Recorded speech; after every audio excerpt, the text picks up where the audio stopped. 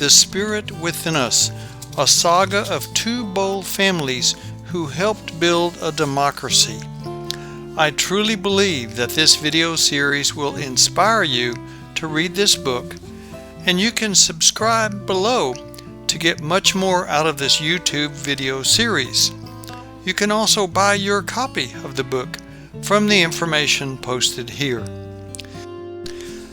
The stories of two real families are chronicled in this book, and their family trees are on pages Roman numeral 4 and 5 in the front of the book. When you have your book, look at page Roman numeral 5 in the front. Upper left-hand side, in the middle, find John Conger.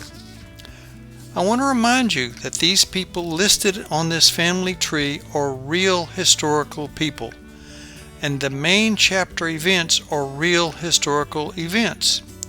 Details and other events have been augmented to complement historical records. Now I'm going to give you a quote from page 231. You can look at the map of England on page 230. John hated to come to London. A catastrophic fire a few years earlier had destroyed part of the city and had severely damaged the economy. The inhabitants had to spend all the funds they had just to rebuild, so demand for his fresh produce was weak. Mind the cabbages, John. There's plenty more to bring. We'll be at market before dawn. Worse yet, the plague had ravaged England for the last 2 years. More than 1/4 of the population of London, the third largest city in the world, had died. This had decimated the already weakened economy. On page 231, I'll quote, John and his family were farmers. The Congers desperately needed to sell the fresh produce from their family farms to make a living. On page 232, on this unusually clear but chilly and windy fall day, he had brought his ship full of produce to the port of London. On page 233, sometime during the wee hours, John guessed it was maybe 3 or 4 a.m. He was awakened by noises. After he became more alert, he realized there was a huge, swiftly moving fire which filled the sky. The city was ablaze and screaming.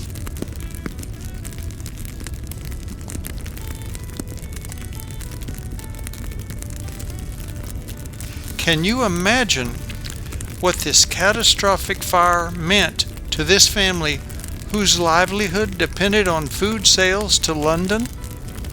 A further concern to John and his family was, who set this fire? Was this an act of war? On page 235 we learn England was at war against the Dutch and the French, end quote. Or was it part of the religious conflicts between the Roman Catholic Church and the Protestants? On page 240, John realized all of these terrible threats facing England now endanger my future livelihood, and indeed my life. His racing mind searched options for his dilemma. He remembered a recent conversation with his Huguenot, that's French Protestant, friends who had enthusiastically described to him, and I'll read from page 241, the New Jersey colony in America. Free land, religious freedom by law, and protection from religious persecution. He just had to pay his own way there. Was this his future?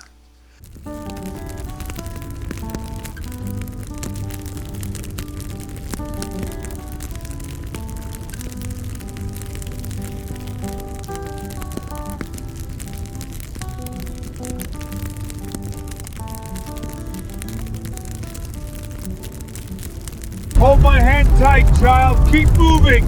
Look ahead, D. Don't stop. Faster. The fire's spreading. We're almost there. Keep going.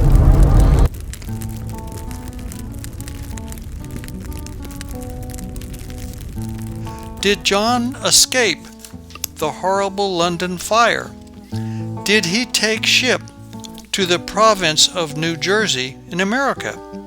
If so, how did he gather the necessary funds to pay for the trip?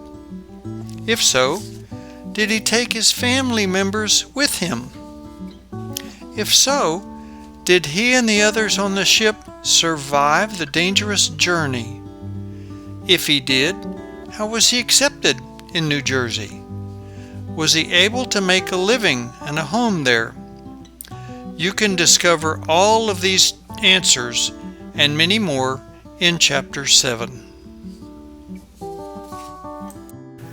This book portrays stories of a model for life change, recognizing danger, assessing options, making bold plans and goals, expecting and overcoming struggles and hardships, struggling and moving forward to success.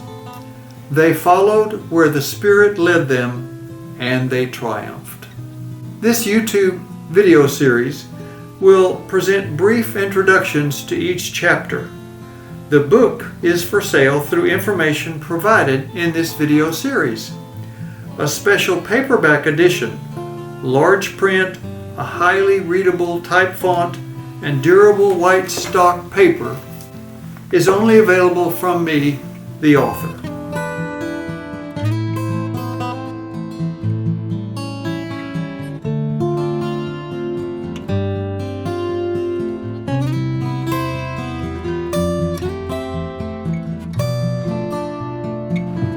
Jack, it's really you. John, I can't believe it.